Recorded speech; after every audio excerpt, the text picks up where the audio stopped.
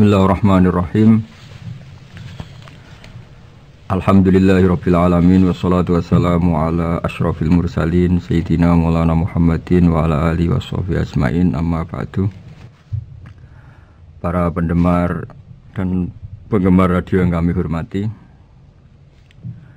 berikut sebagai mukaddimah bahwa Profesor Zaini Dahlan berkeinginan UII punya tafsir dan terjemah sendiri.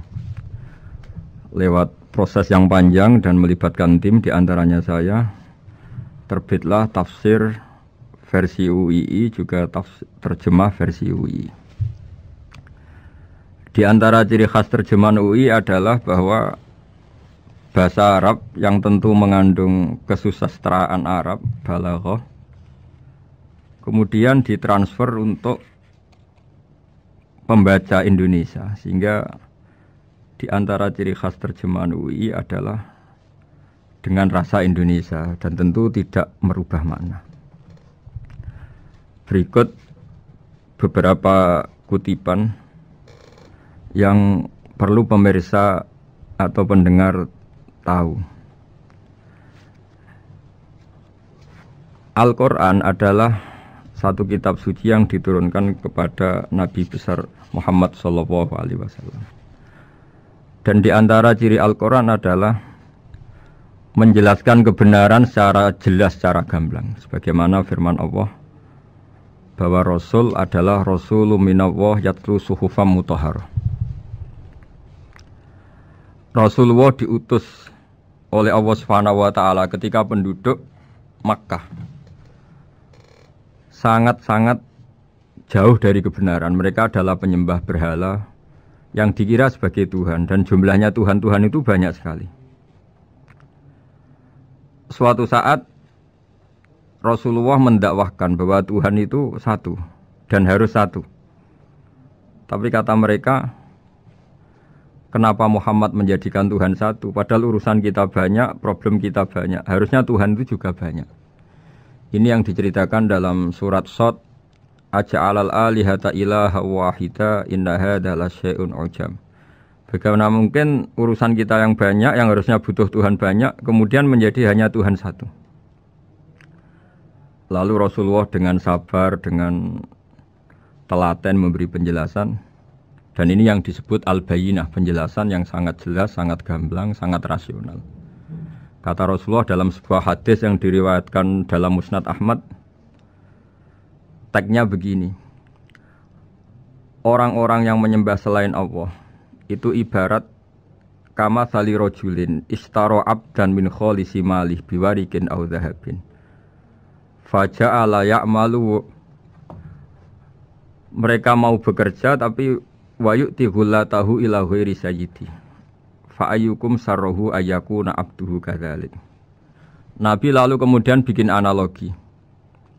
Wahai masyarakat Mekah, bagaimana kalau Anda ini jadi seorang pembantu atau seorang budak, lalu punya majikan banyak, dan semua majikan Anda ini punya perintah yang beda-beda, punya selera yang beda-beda. Semuanya atasan Anda, semuanya majikan Anda. Apa Anda senang punya majikan yang banyak? Lalu mereka bilang, wah susah Muhammad kalau kita punya majikan banyak. Tuhan kamu adalah majikan kamu. Bagaimana kalau Tuhan banyak, punya perintah yang beda-beda, punya selera yang beda-beda? Kalian pasti akan kebingungan. Ya sudah Muhammad, normalnya Tuhan itu satu. Sehingga mereka tercerabut dari pemikiran bahwa Tuhan harus banyak. Ini yang dimaksud dalam surat Al-Bayyinah, lam yakunil ladzina kafaru min ahlil kitab wal musyrikina munfakina hatta ta'tiyahumul bayyinah.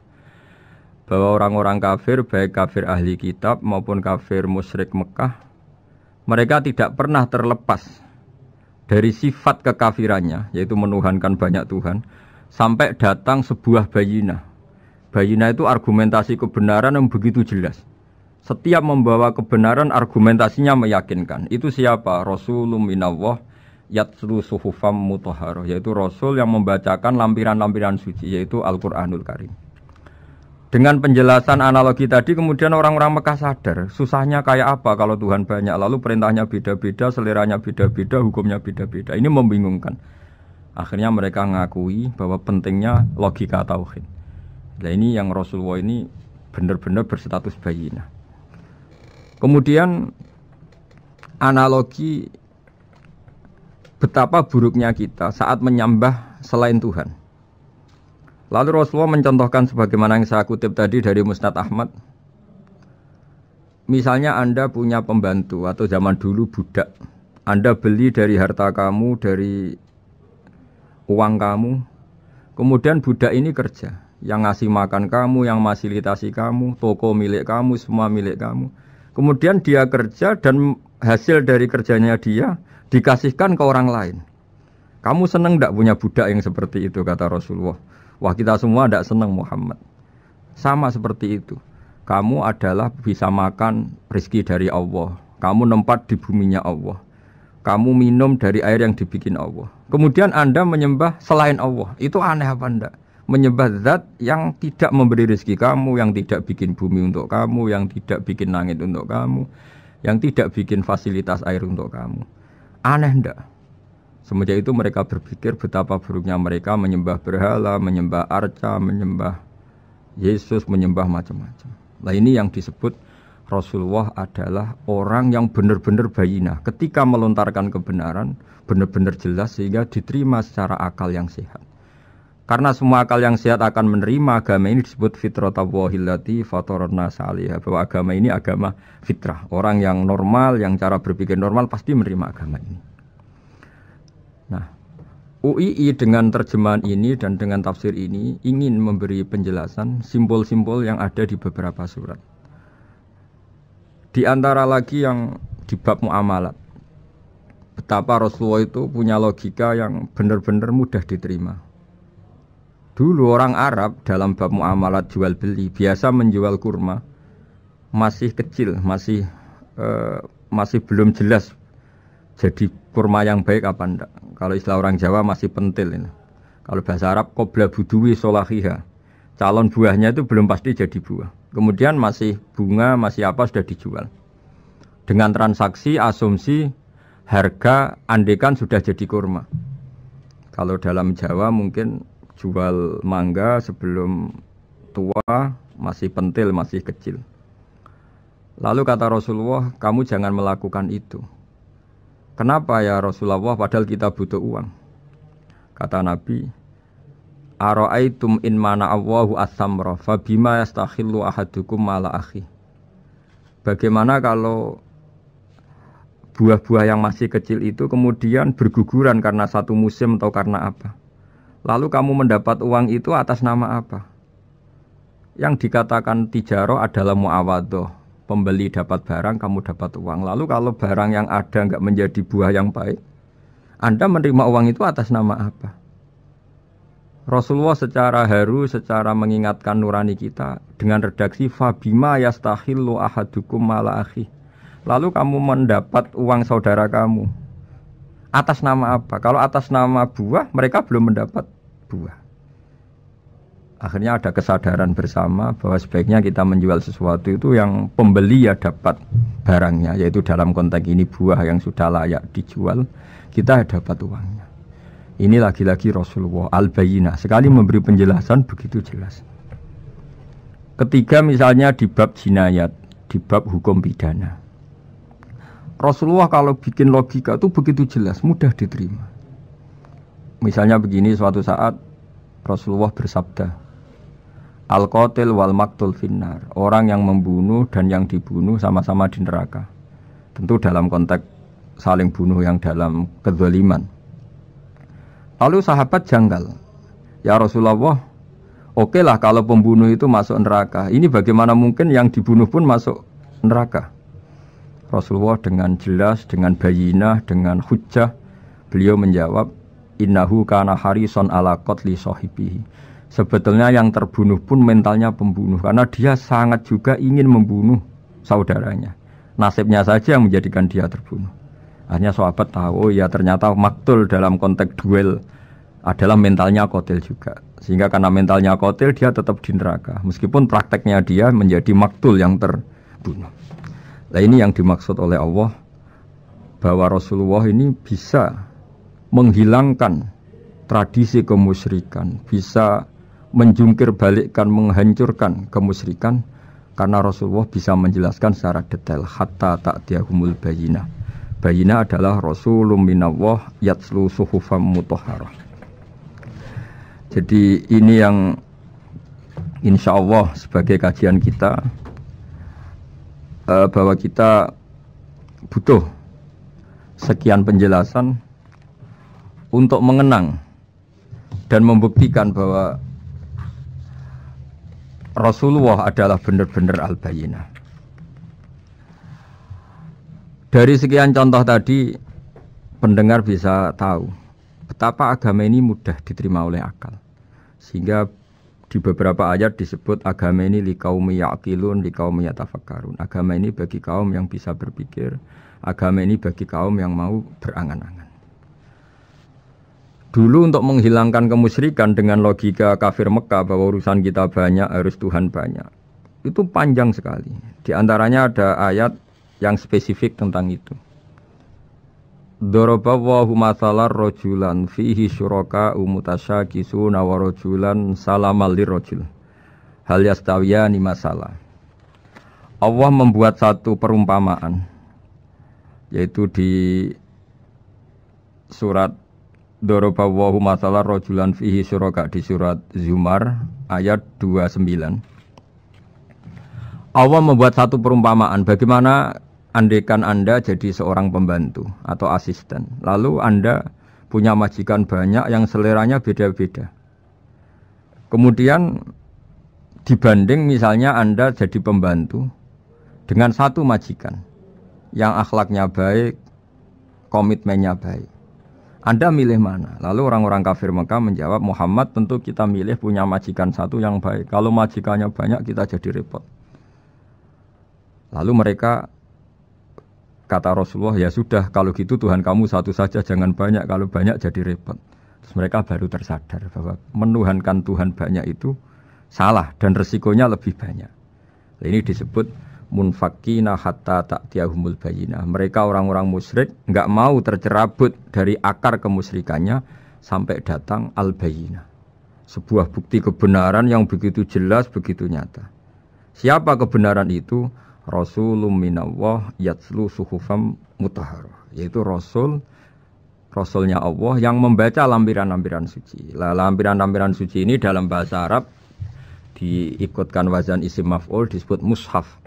Makanya kitab suci ini ditulis di sohifah. Kalau dalam bahasa Arab lampiran itu sohifah, dijamakkan kata jamaknya suhuf. Kemudian ketika dicetak, dijilid disebut mushaf. Sehingga alhamdulillah UII Universitas Islam Indonesia punya mushaf, punya terjemahan, punya tafsir. Ini diharapkan kita sebagai ulama, sebagai dai, sebagai ustadz bisa warasatul anbiya, karena kata Rasulullah al ulama warasatul anbiya. Saya kira demikian supaya pemirsa tahu, pendengar tahu bahwa betapa pentingnya menjelaskan secara bayyinah. Ini penting sekali karena sekarang pikiran di dunia itu macam-macam dan kita butuh energi untuk mengungkap lagi intisari-intisari dari sesuatu yang digulirkan atau dibahas Al-Quranul Karim, sehingga Al-Quran ini benar-benar jadi ibrah, jadi teladan bagi kita semua. Jangan sampai karena kita lupa mengkaji Al-Quran sehingga hukum-hukum Al-Quran menjadi mandek. Kita harus terus mensosialisasikan supaya Quran ini hidup. Caranya gimana? Masyarakat dirangsang supaya tahu al-bayyinah. Contoh yang terakhir sebelum menutup perjumpaan kali ini, misalnya dulu orang kafir Mekah itu janggal, karena mereka juga punya kajian bahwa Nabi itu bersyarat harus turunan dari bangsa Israel. Karena semua Nabi itu pasti turunan Nabi Ibrahim. Yaitu Nabi Ibrahim punya anak yang bernama Ishak. Ishak punya anak yang bernama Yakub. Yakub ini yang nanti punya anak Yusuf, sehingga Yusuf bin Yakub bin Ishak bin Ibrahim. Ketika nabi-nabi ini hidup di Palestina, di Yerusalem, itu kayak jadi aturan bahwa nabi itu harus turunan Bani Israel. Sehingga ketika orang-orang kafir Mekah dari kelompok ahli kitab, ketika Rasulullah Muhammad mendakwahkan diri sebagai nabi, mereka janggal, bagaimana mungkin nabi dari orang Arab. Nabi itu harusnya orang Yerusalem atau orang Palestina. Kemudian Allah memberi penjelasan fihi ayatum bayyinatum maqamu Ibrahim, bahwa Muhammad adalah turunan Ibrahim. Bukti nyata adalah di Mekah ada jejak kakinya Nabi Ibrahim, yaitu yang sekarang kita sebut maqam Ibrahim. Setelah dilacak-lacak ternyata mbah-mbahnya Rasulullah atau nenek moyang atau leluhur Rasulullah bernama Adnan. Adnan ini kata sejarah-sejarah disepakati wa adnanu bila raibin intadzabil ulumin nasabiyah ila dzabihi Ismail nisbatuhu wa muntama, bahwa Adnan ini tertulis secara sejarah lengkap bahwa dia turunan dari Nabi Ismail. Ismail adalah anak dari Nabi Ibrahim. Kemudian makom Ibrahim ini juga dibuktikan sekian sejarah bahwa Ibrahim pernah di situ. Yaitu ketika Hajar, ibu dari Ismail, kesulitan nyari air, lalu lalang lari antara Safa dan Marwah. Kemudian kita kenang sekarang bernama Sa'i. Kemudian dekat Ka'bah ada namanya Hijir Ismail, karena dulu jadi kamarnya Nabi Ismail. Hijir, hujro itu kamar atau ruang khusus untuk Nabi Ismail. Sehingga jelas sekali bahwa Ibrahim, Ismail, Hajar pernah hidup di Mekah. Lalu lagi-lagi orang kafir Mekah yang dari kelompok ahli kitab sadar bahwa Muhammad jadi nabi layak karena dia juga turunan dari Ibrahim alaihis salam. Ini yang disebut fi ayatum bayyinatum maqamu Ibrahim, bahwa di kawasan Mekah, kawasan Bakkah atau kawasan Hijaz jelas sekali ada jejak-jejak Nabi Ibrahim. Lagi-lagi ini bayyinah. Nah, bayyinah ini yang bisa menghilangkan sifat kemusyrikan, sifat kekufuran, karena lewat penjelasan yang panjang ini kemudian benar-benar diketahui bahwa Muhammad jadi nabi itu sah karena dari segi dakwahnya benar, perilakunya benar, hujahnya benar. Sekarang dari segi nasab juga benar karena beliau termasuk keturunan dari Nabi Ibrahim alaihissalam lewat jalur Ismail. Ini penting kita ketahui dan perlu kita kaji supaya istilah-istilah di Al-Quran kita tahu. Makanya banyak istilah di Al-Quran, misalnya wattaba'tu millata abai, kita ngikuti agama leluhur kami. Di situ disebut ada Ibrahim, ada Ishak, ada Ismail, ada Yakub. Kenapa demikian pendengar? Bahwa karena agama ini butuh tradisi. Dan tradisi ini menjadi komunitas sosial. Sehingga ketika tradisi ini sudah mantap, insya Allah lewat kebenaran agama ini akan menyingkirkan kemusyrikan. Contoh paling mudah begini, Nabi itu melarang orang menyembah batu. Tapi kemudian dalam tradisi Islam sendiri ada orang sholat kemudian sujud. Yang secara zahir sujud itu mencium batu atau mencium masjid tempat kita sujud. Apalagi kita mencium Hajar Aswad. Secara kasat mata seakan-akan kita ini menghormati betul Hajar Aswad. Sehingga orang kafir mencibir, Muhammad itu aneh. Dia melarang kita menyembah batu, tapi dia sendiri mencium Hajar Aswad seperti itu. Dia sendiri menyembah batu. Orang kalau sujud seakan-akan seperti itu. Tapi lewat penjelasan Nabi bahwa kita sujud hanya kepada Allah. Kita kalau sujud baca sajadah wajhililladzi khalaqahu wa sawwarahu wa syaqqa sam'ahu wa basarahu bihaulihi wa quwati fatabarokallahu ahsanul khaliqin. Wajah kami sujud kepada zat yang menciptakan wajah kami, yang mengasihi kita pendengaran, yang mengasihi kita pandangan. Hanya Allah saja yang ahsanul khaliqin, hanya Allah saja zat yang paling baik dalam penciptaan. Ini penting sekali saya katakan bahwa sehingga sujud kita yang seperti itu adalah simbol tawadhu. Tidak ada kaitannya dengan kita ini menyembah batu. Sehingga kita tradisikan ke anak-anak saat sujud baca subhana rabbiyal a'la wa bihamdi. Kita ajarkan mereka bahwa semua selain Allah adalah ciptaan Allah. Jadi andai kan nggak ada tradisi tauhid yang dijelaskan begitu detail. Saat kita haji bilang labbaik Allahumma labbaik, labbaik la syarika lak labbaik, innal hamda wan ni'mata laka wal mulka la syarika lak. Ya. Setiap kita haji mengitari Hajar Aswad kita bilang nikmat semua dari Allah.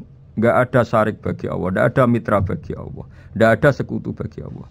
Sehingga karena ini kita maklumatkan, kita kumandangkan. Meskipun umat Islam itu mencium Ka'bah, mencium Hajar Aswad, enggak akan disalahpahami ini bentuk penuhanan kepada Hajar Aswad atau kepada Ka'bah. Karena kita ungkapkan innal hamda wan ni'mata laka wal mulka la syarika lak, enggak ada syirik, enggak ada mitra bagi Allah.